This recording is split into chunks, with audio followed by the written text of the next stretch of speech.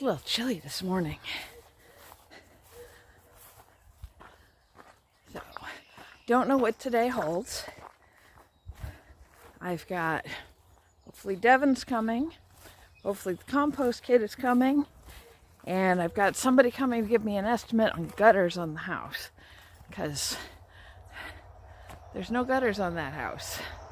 And it's kind of a problem especially at the front of the house, where the rain is coming straight down and right into the flower beds there, and digging a deep trench. So I will be glad to get those. So I want to try and finish up with this garden today, at least the planting part. I'm going to work on tomatoes and peppers right now. Then I need to move hay for the winter squash bed, the summer squash bed, and the watermelon bed. And I think do a little more trimming. But if I can get everything planted that's sprouted, I will be happy with the day. So let's get to work.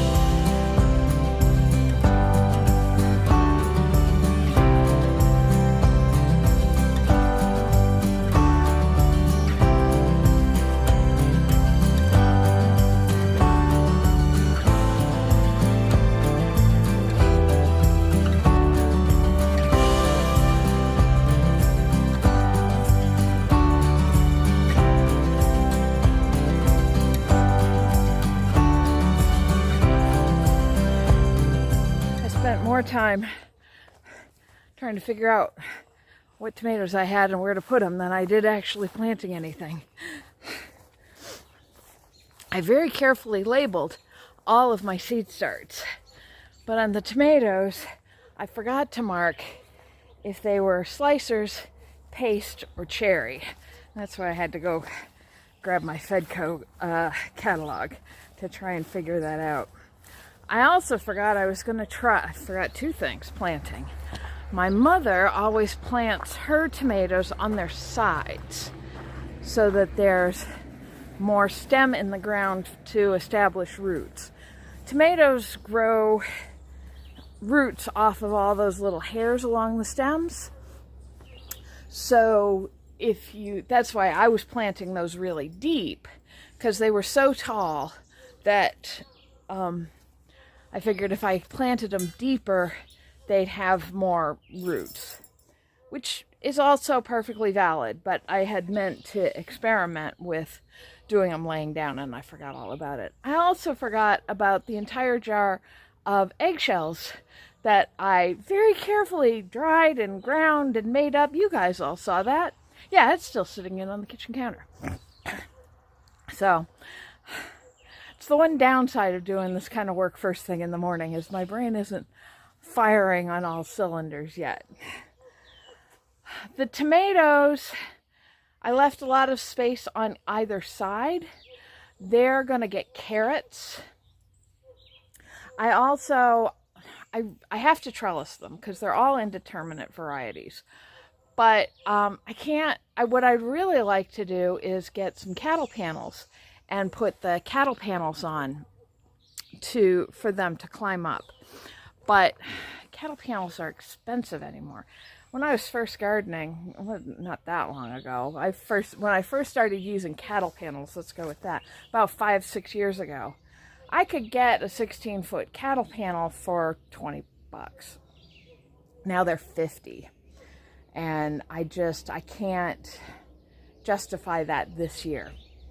So I'm gonna have to just use a woven fence, and I'll show you that. That's when we get to that, which will be sooner rather than later. But basically, you just drive a couple of T-posts in and run string back and forth along it for the tomatoes to climb up. The peppers are going to get onions. There's also other space in between, so I may put some kind of a root vegetable in there as well. Filling in the holes is going to be the fun part. And I've got a bunch of starts left over, so I'm going to offer them around to neighbors and friends. And anything I don't get rid of, I may take to the farm swap. There's a farm swap up in Howe's Cave that I've been following pretty much since I moved here, and I've avoided going because mostly what they're swapping is farm animals. And as you know, I couldn't have any farm animals on the property until after the end of May. But it's safe for me to go now. And I am still in the market for a couple of turkeys. But, so I could repot what seedlings I have left over. Like, I've got 35 red onion starts that I could take, and a bunch of tomatoes, a couple of peppers, some of those Brussels sprouts. So I've got stuff that I could start. And I've got the cups and the dirt. Well, I need a little more dirt to pot them up in the basement. So it's definitely a doable thing. But for right now, I need to get some breakfast and get my day going. And so I will see you folks back at lunch, and we'll plant those onions.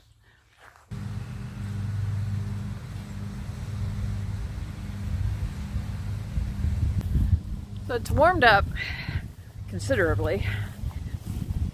And I had a surprise visit from another gutter company. So I'm going into my scheduled estimate with at least a preliminary number from a local place. Honestly, I'd rather go with the local place, but I've got to go with what I can afford. So I still need to bang out some more here in the garden, and it looks like I need to water everything because it did not hold from this morning, so I think I'm going to do that first.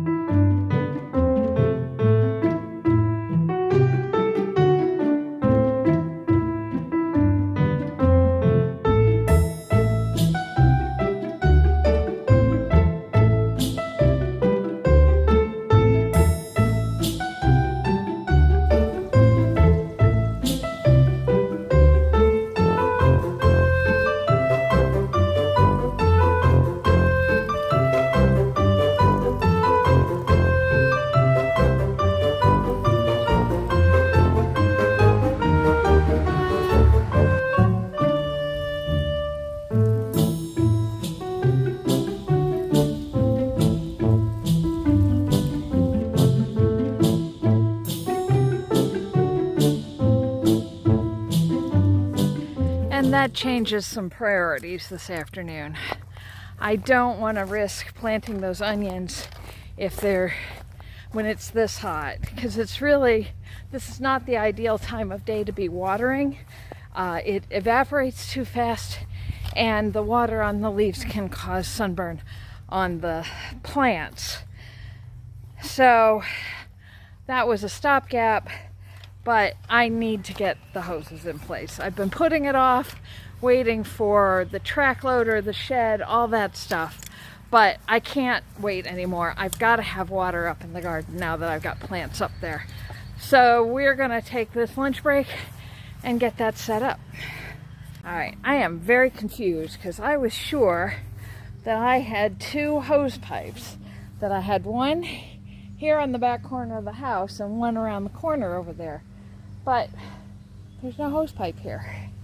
And I can't find one anywhere else on the house except for this one on the far side of the house. So I'm very confused. But, oh well, it is what it is. So I'm gonna run the hose under the back porch and out to the garden. I don't know that I have a long enough hose at the moment. I've got 100 feet and I have a 50 foot and I have a second 100 foot that's a different type. So I am going to put the 100 foot on now, and I think I will use the quick connects on this and see how far that gets us, and then figure out what else I need to get.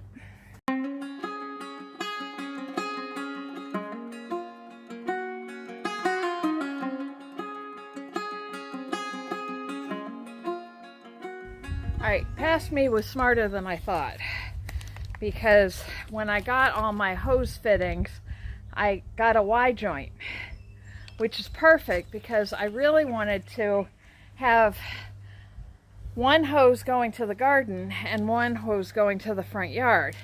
And since I thought I had 2 hose stands, I was going to do the garden one off the one hose pipe and the front yard off the other. But since I only have one, I can attach this, which is going to let it branch.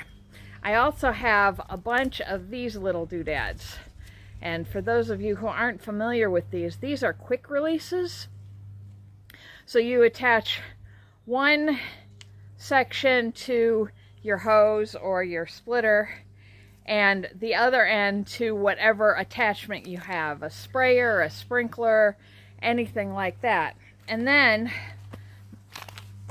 I'll show you.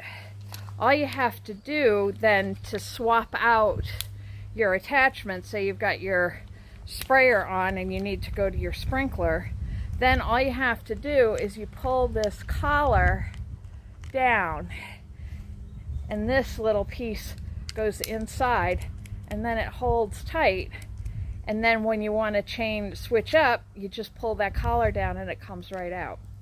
So I'm going to attach a couple of the collars to the Y joint so that I can detach the hoses whenever I need to without having to twist and twist and twist and twist.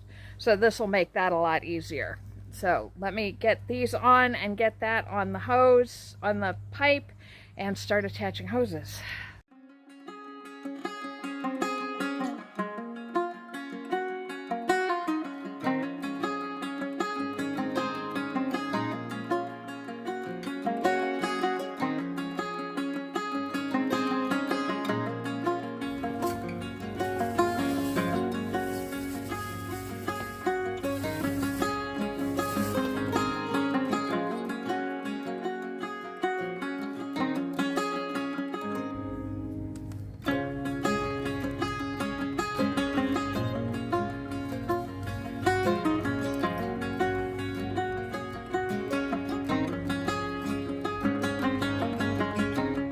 That turned out just about perfect because I have a sink in the shed, maybe you've seen it a time or two, that I want to set up here and have the hose run into it to be like a vegetable washing station. So I can put another Y-split on that and have the hose there in the sink and another one that can move around the plot for watering. And that's fully extended. I got all the kinks out of it, so that's good to go. And if that reaches, then I'm sure the other hose is going to reach the front yard, no problem. So I'm good. All I need is that one splitter and I can water. Whew.